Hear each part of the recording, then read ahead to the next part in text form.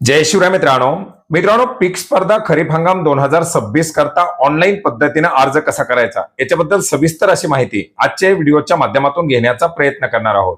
मित्रांनो, राज्यात खरीप आणि रबी या दोन्ही हंगामासाठी पीक स्पर्धा राबवली जाते आणि याच्यामधील खरीप हंगाम 2026 करता सध्या ऑनलाईन पद्धतीने अर्ज सुरू आहे, ज्याच्यामध्ये भात, ज्वारी, बाजरी, मका, नाचणी, तूर, मूग, उडीद, सोयाबीन, भुईमुग आणि सूर्यफूल अशा 11 पिकांसाठी ही पीक स्पर्धा राबवली जात आहे। याच्यामध्ये कमीत कमी 1 एकर क्षेत्र असलेला वैयक्तिक शेतकरी या स्पर्धेमध्ये भाग घेऊ शकतो, ज्याच्यासाठी 9 प्रकारची बक्षीस आहेत। तालुकास्तरीय, जिल्हास्तरीय, राज्यस्तरीय आणि जास्तीत जास्त 50,000 रुपयाचं बक्षीस या स्पर्धेच्या अंतर्गत शेतकऱ्यांना दिलं जातं। याच्याबद्दलची आपण माहिती घेतल्यानंतर बऱ्याच साऱ्या मित्रांच्या माध्यमातून विचारणा केली जात होती की या स्पर्धेसाठी ऑनलाईन पद्धतीने अर्ज कसा करायचा याच्याबद्दल माहिती घ्यावी। मित्रांनो, 5 जून 2026च्या मार्गदर्शक सूचनानुसार राज्यामध्ये ही पीक स्पर्धा राबवली जाते। याच्यासाठी राज्य शासनाच्या माध्यमातून एक GR काढण्यात आलेला आहे। त्या GRच्या अंतर्गत 20 जुलै 2023च्या GR नुसार ज्या अटी शर्ती आहेत त्या अटी शर्तीनुसार ही योजना राबवली जाते आणि याच्यासाठी अर्ज करण्यासाठी ऑनलाईन पद्धतीने अर्ज करण्याकरता कृषी विभागाच्या पोर्टलवरती पीक स्पर्धा नोंदणी नावाचा टॅब देण्यात आलेला आहे। याची डायरेक्टली लिंक आपल्याला व्हिडिओच्या डिस्क्रिप्शन बॉक्समध्ये सुद्धा देण्यात आलेली आहे।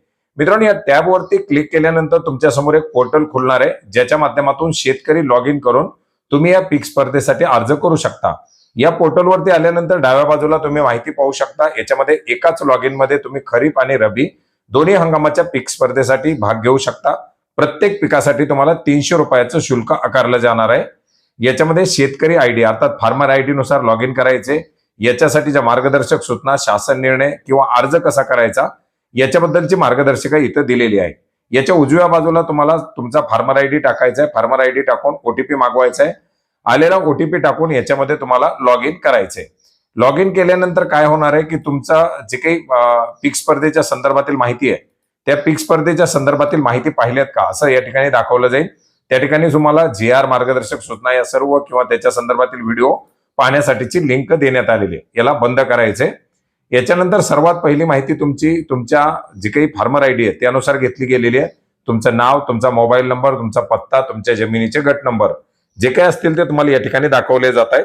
याच्यामध्ये या घोषणापत्र या ठिकाणी एक द्यायचे की मी घोषित करतो की या अर्जात दिलेल्या जमिनीवरती, क्षेत्रावरती मी स्वतः पिकाची लागवड करतो, याला टिक करायचंय। याला टिक केल्यानंतर तुम्हाला लेफ्ट साईडला प्रवर्ग निवडायचा आहे। आता याच्यामध्ये प्रवर्ग काय तर ओपन, SC, ST, OBC जे काही असतील ते एका प्रवर्गात आहेत, सर्वसाधारण गट आणि आदिवासी गट वेगळ्या प्रवर्गात आहे। सर्वसाधारण गटाला 300 रुपये प्रति पीक, आदिवासी गटाला 150 रुपये प्रति पीक आहे। याच्यानंतर तुमच्या बँकेची माहिती द्यायची, बँकेचं नाव, बँकेचा खाते नंबर, IFSC कोड आणि बँकेचा जो काही शाखेचा पत्ता असेल तो पत्ता या ठिकाणी द्यायचा आहे आणि देऊन जतन करा आणि पुढे जावरती क्लिक करायचंय। ही सर्व माहिती भरून जतन करावं, पुढे जावरती क्लिक केल्यानंतर तुम्हाला पुढच्या स्टेपला रिडायरेक्ट केलं जाणार आहे, ज्या ठिकाणी तुम्हाला पिकाची माहिती निवडण्यासाठी सांगितलं जाईल। तुम्ही 31 ऑगस्ट पर्यंत अर्ज करू शकता।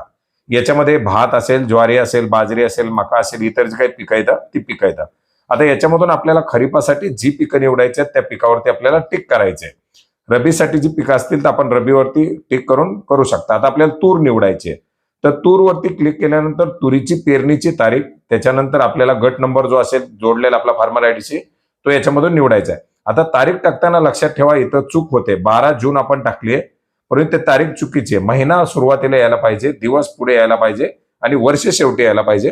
याच्यानंतर जमिनीची माहिती वरती क्लिक करायचे, जमिनीची माहिती लोड होईल। त्याच्यामधून आपला जो काही गट असेल तो गट निवडायचा, त्यात किती क्षेत्र आहे ते दाखवलं जाते आणि आपल्याला किती क्षेत्राची लागवड करायची, कमीत कमी 1 एकर क्षेत्र सरळ लागवड असावी। आता आपण 1 हेक्टर निवडलेलं आहे। तुम्हाला जर 1 एकर करायचं असेल तर 0.40 करायचे। दुसरं पीक निवडायचंय तर दुसरं पीक आपण निवडू शकता। सोयाबीन निवडायचे, भुईमुग निवडायचे, जे पीक निवडायचं असेल त्याला टिक करून आपल्याला त्या ठिकाणी करायचे। महिना, दिवस आणि वर्ष अशा पद्धतीने पेरणीची लागवड टाकायची। आता आपण टाकलेली तारीख चुकीची आहे, ही डिसेंबर होते, 6 डिसेंबर, तर ती आपली तारीख या ठिकाणी घेतली जाणार आहे। तारीख व्यवस्थित टाकायची आहे, गट नंबर निवडायचा आहे। आपण पाहू शकता 1 जून ते 31 ऑगस्टच्या दरम्यानची पेरणीची तारीख असावी। आता आपण टाकलेली जी तारीख आहे ती 6 डिसेंबर आहे, तर याला काय करायचंय आपल्याला चेंज करायचंय। चेंज कसं करायचंय तर सुरुवातीला महिना यायला पाहिजे 12 जून 2026 अशी तारीख झालेली। ही तारीख आपल्याला या ठिकाणी बदलायची, ती तारीख घेतली जाणार नाही। आता हे 14 जून आहे, 12 जून आपण टाकल्यात। आता हे आपल्याला सबमिट झाल्यानंतर पिकाचा तपशील जतन झालाय। आता याच्यामध्ये आपण पाहू शकता पेमेंटला आले, आता आपल्याला 600 रुपयाचं पेमेंट करावं लागेल. 2 पिकं निवडले, 300 रुपये प्रति पीक आहे. आपण 4 निवडली तर 4 साठी आपल्याला 1200 रुपये होतील. आता पिकामध्ये जर आपण एकच पीक आपल्याला निवडायचे, समजा आपण सोयाबीन डिलीट केलं, याच्यात खाली आपल्याला बदल करा किंवा रद्द करा अशा ऑप्शन दाखवल्या जात आहेत. याच्यामध्ये रद्द करा वरती क्लिक केल्यानंतर आपलं हे पीक या ठिकाणी डिलीट करण्याचे ऑप्शन येणार आहे, डिलीट होणार आहे.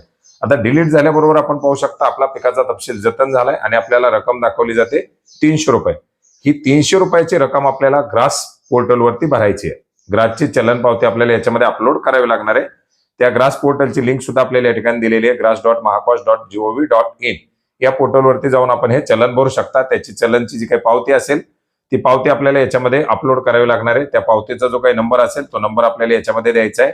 ही सगळी माहिती भरल्यानंतर आपल्याला भरणा सादर करावरती क्लिक करायचंय.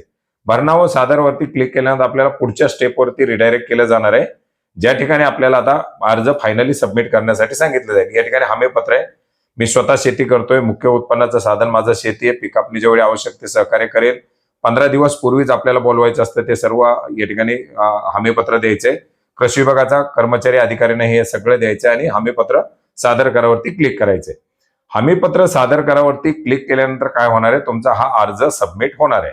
हमीपत्र सादर करावरती क्लिक केल्याबरोबर या ठिकाणी आपल्याला ऑप्शन आलेली आहे की आपला पीक स्पर्धेचा अर्ज यशस्वीरित्या सादर झालाय, अर्जाचा नंबर. याच्यानंतर आपल्याला याच्या अर्जाची PDF डाउनलोड करायची असेल डाउनलोड करू शकता आणि पाहून आपण पुढे जायचं असेल तर जाऊ शकता. आपल्याला ठीक आहे वरती क्लिक केल्यानंतर सुद्धा त्याची PDF दाखवली जाणार आहे.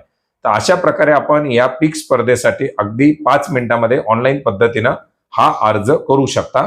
मित्रांनो, याच्यासाठीच्या अटी शर्ती मार्गदर्शक सूचना आपल्याला याच पोर्टलवरती देण्यात आलेल्या आहेत.